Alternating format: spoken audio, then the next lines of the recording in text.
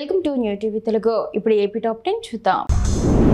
Darsi model స్కూల్లో intermediate ఫలితాల్లో అత్యధిక మార్కులు సాధించిన విద్యార్థినులు టీడీపీ ఇన్ఛార్జ్ గొట్టిపాటి లక్ష్మి అభినందించారు. ఫస్ట్ ఇయర్ ఫస్ట్ ర్యాంక్ సాధించిన కోమలి, సెకండ్ ర్యాంక్ సాధించిన అర్చనలను శాల్వాతో సత్కరించి స్వీట్లు తినిపించి అభినందించారు. ఈ కార్యక్రమంలో స్కూల్ చైర్మన్ అనుష కూడా పాల్గొన్నారు. మచిలీపట్నం నగరంలోని తోటతుల్లా సెంటర్ నుండి పోర్ట్ రోడ్డుకు వెళ్లే ప్రధాన మార్గంలో భారీ పైప్లైన్ లీకేజ్ కారణంగా రోడ్లన్నీ జలమయమయ్యాయి.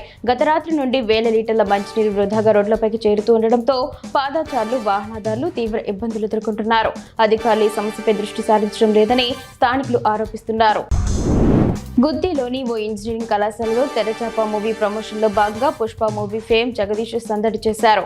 ఆయన చివరికి మిగిలేది సారా చుక్కతో పాటు శ్రీరామునిపై 2 పాటలు పాడి విద్యార్థులను, అధ్యాపకులను అలరించారు. ఆయన పాటలకు పలువురు అభినందనలు తెలిపారు.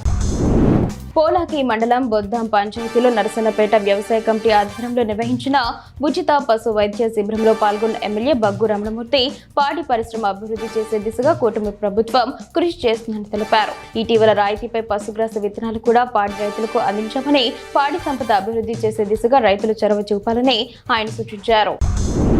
మార్కాపురం రూరల్ ప్రాంతంలో 2027 జనగణన కార్యక్రమం రేపటి నుంచి మే 30 వరకు నిర్వహించబడుతుందని తహసీల్దార్ చిరంజీవి తెలిపారు. రాష్ట్ర ప్రభుత్వం కలెక్టర్ విజయ సునీత ఆదేశాల మేరకు ఈ కార్యక్రమం జరుగుతోంది. ప్రత్యేక యాప్ ద్వారా కుటుంబ సభ్యుల వివరాలను ముందుగానే నమోదు చేసుకోవచ్చని, దీంతో ప్రక్రియ వేగవంతమవుతుందని ఆయన చెప్పారు. సేకరించిన సమాచారం గోప్యంగా ఉంటుందని హామీ ఇచ్చారు. గూడూరు 2వ పట్టణ పోలీస్ స్టేషన్ పరిధిలోని గాంధీనగర్ దండోరా కాలనీలో పోలీసులు కార్డు సెర్చ్ నిర్వహించారు. ఎస్పీ ఆదేశాలు, డీఎస్పీ సూచనల మేరకు సుమారు 170 ఇళ్లలో తనిఖీలు చేపట్టినట్లు 2వ పట్టణ సీఐ శ్రీనివాస్ తెలిపారు. ఈ సందర్భంగా సరైన పత్రాలు లేని 10 ద్విచక్ర వాహనాలు సీజ్ చేశారు. గంజాయి వినియోగం వల్ల కలిగే నష్టాలపై ప్రజలకు అవగాహన కల్పించి అక్రమంగా మత్తు పదార్థాలు విక్రయిస్తే కఠిన చర్యలు తీసుకుంటామని హెచ్చరించారు.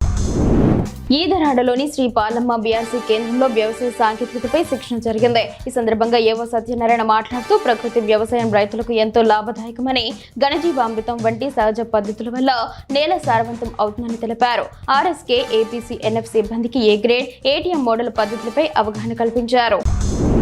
గాలివీడు మండలంలోని నూలివీడు గ్రామానికి చెందిన గొర్రెల కాపరి ఆదినారాయణకు జరిగిన నష్టాన్ని ప్రభుత్వం పరిష్కరించాలని రైతు సంఘం నాయకులు డిమాండ్ చేశారు. 120 గొర్రెలున్న అతనికి ఇటీవల వేరుశెనగ ఆకు తిన్న తర్వాత సుమారు 70 గొర్రెలు మృతి చెందాయి. రైతు సంఘం జిల్లా ప్రధాన కార్యదర్శి వంగిమల్ల రంగారెడ్డి బాధిత కుటుంబాన్ని పరామర్శించి గొర్రెల మృతికి గల కారణాలు వెటనరీ అధికారులు పరిశీలించి నష్టపరిహారం అందించాలని ప్రభుత్వాన్ని కోరారు.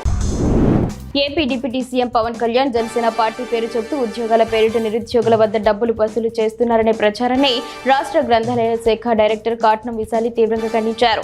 పార్టీ ఆదేశాల మేరకు తనకు పోలీస్ స్టేషన్లో ఫిర్యాదు చేసినట్లు తెలిపారు. పార్టీపై బురద జల్లుతూ నిరుద్యోగులను మోసం చేసిన నిందితులను గుర్తించి అరెస్టు చేయాలని పోలీసులను కోరారు. కందుకూరి వీరేశలింగం 178వ జయంతి సందర్భంగా రాజమండ్రిలోని ఆయన సమాధి వద్ద జనసేన నాయకులు వై శ్రీనివాస్ పూలు సమర్పించి ఘనంగా నివాళులర్పించారు. సమాజంలోని దురాచారాలపై పోరాడిన వీరేశలింగం సతీ సహగమనాన్ని వ్యతిరేకించి వితంతు పునర్వివాహాలను ప్రోత్సహించి చరిత్రలో నిలిచిపోయారని కొనియాడారు.